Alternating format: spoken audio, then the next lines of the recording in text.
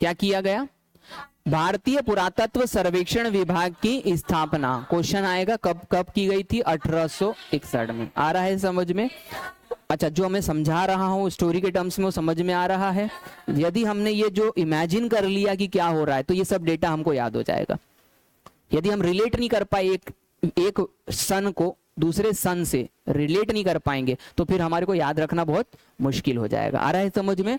तो भारतीय पुरातत्व सर्वेक्षण का विभाग का स्थापना 1861 में होता है। प्रश्न एक और आता है कि इस समय जब ये विभाग बना तो भारत के वायसराय कौन थे? तो उस वक्त जो भारत के वायसराय थे वो लॉर्ड कैनिंग थे। क्या नाम था उनका? लॉर्ड कैनिंग उस वक्त वायसराय थे। और यहां पर जब ये विभाग बनाया तो सबसे बड़ा अधिकारी भी रखना पड़ता है यहां पर। तो इसका सबसे बड़ा अधिकारी जो था उसका पद का नाम था महानिदेशक। क्या पद का नाम था? महानिदेशक। और महानिदेशक किसे बनाया गया? तो महानिदेशक उन्हें बनाया गया जो ईस्ट इंडिया कंपनी में भी सबसे बड़े अधिकारी थे, जिनका नाम था सर अलेक्जेंडर कनिंघम, है ना? तो सर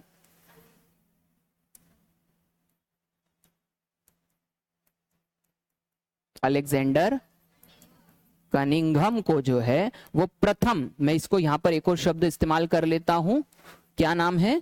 प्रथम महानिदेशक बनाया गया।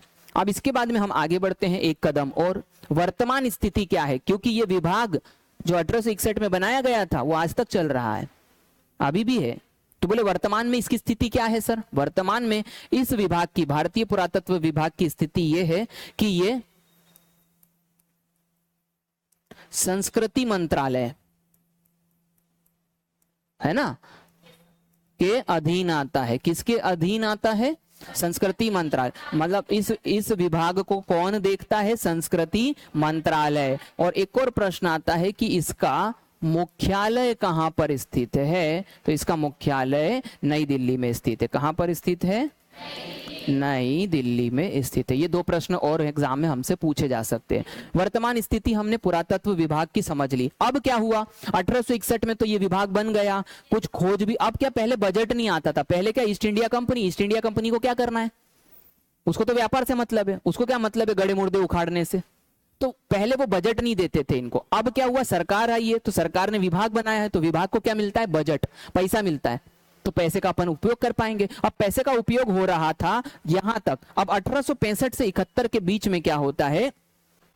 ये विभाग को क्या किया जाता है? बंद कर दिया जाता है ना? क्या कर दिया जाता है? विभाग को बंद कर दिया। तो बोले सर क्यों कर दिया? क्योंकि देखो 1861 में इसको बनाने का कारण क्या था? ताकि हम ब्रिटेन ये बता सके कि देखो हम भारतीयों के लिए क्या क्या कर रहे हैं। अब बता दिया, 2-4 साल बता दिया। अब उसके बाद में क्या है? अब लोग ठंडे हो गए आराम से। जैसे होता है ना, चुनाव जीतते हैं तो फिर नेता लोग कैसे करते हैं, और फिर उसके बाद में 4 साल गायब हो जाते हैं। आ रहा है कि नहीं समझ में? तो बस वही व्यवस्था दिखाई दे रही थी। 1865 से 71 के बीच में ये विभाग को क्या कर दिया गया? बंद। और इसका कारण क्या बताया गया? कारण ये बताया गया बजट में क्या है ना, बजट में कमी। क्या मेरी बात समझ में आ गया? यहां पर बजट नहीं था हमारे पास, इसलिए बजट में कमी के कारण हम इस विभाग को क्या कर रहे हैं? बंद। अब क्या होता है कि नए नए वायसराय यानी कि नए नए जो थे वो अधिकारी आते रहते थे। इसको हम इतिहास में आगे पढ़ेंगे, ये वायसराय शब्द क्या है। तो नए नए अधिकारी भारत में आते रहते थे। तो इस वक्त 1871 में क्या होता है? ये विभाग बंद है। 1871 में एक नए वायसराय आए।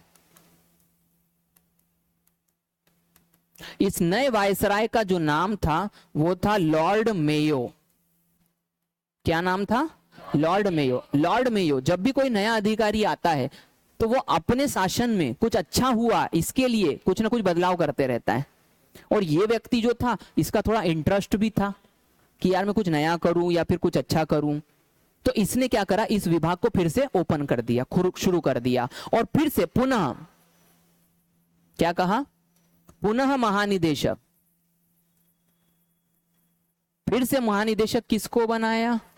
सर अलेक्जेंडर, है ना? सर किसको बनाया? Alexander Cunningham. क्या मेरी बात समझ में आ रही है? अब ये सर अलेक्जेंडर कनिंघम 1971 में फिर से बन गए। इनके पास फिर से पावर आ गया, फिर से बजट आ गया। तो इनने बोला चलो कुछ करते हैं। कुछ करने के लिए क्या करा, तो इनको याद आया कि यार मैं है ना बहुत पहले कहीं पंजाब में गया था और वहां मेरे को एक साइड दिखी थी, यार मैं एक बार दौरा लगाता हूं फिर से। तो वो फिर 71 के बाद 72 में फिर कहां गए, पुनः हड़प्पा स्थल पर गए। कौन गए, सर अलेक्जेंडर कनिंघम। पुनः एक बार 1872 में जाते हैं। फिर वहां पर जाकर के उन्हें क्या प्राप्त हुआ, तो उन्हें जो प्राप्त हुआ वो था प्रस्तर, है ना, मृण मूर्ति, मृण मूर्तियां यानी कि मिट्टी की बनी मूर्तियां, और एक और चीज इनको प्राप्त हुई, वृषभ की मुहर, मुहर यानी सील। ये कुछ 2-3 चीजें जो हमको अभी पता चलती है कि उन्होंने गए तो यहाँ उनको ये प्राप्त हुआ। तो उनने बोला कि यार कुछ टूटी फूटी मूर्तियां मुझे मिली, और क्या मिला, वृषभ की मुहर। और वृषभ की जो मुहर है, ये जो वृषभ था, यही मुहर मेसोपोटामिया के लोग भी इस्तेमाल करते थे। आ रहा है कि नहीं समझ में? तो उन्होंने देखा कि अरे यार ये तो मैंने पहले भी देखी है, लेकिन ये कुछ, तो उन्होंने सोचा कि कोई विदेशी सभ्यता का कोई ये चिन्ह दिख रहा है। लेकिन अपन देखते हैं ना, और समय को मंजूर नहीं था कि अभी ये सभ्यता का उदय हो।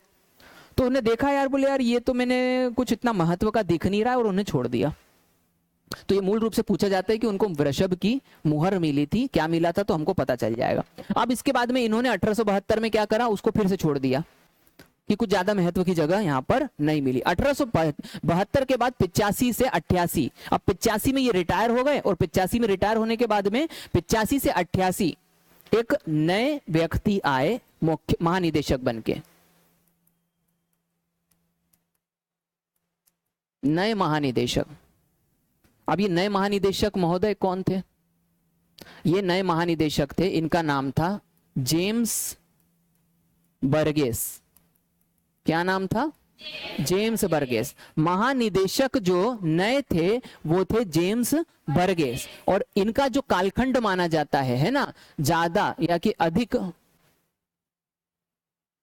अधिक प्रभावशाली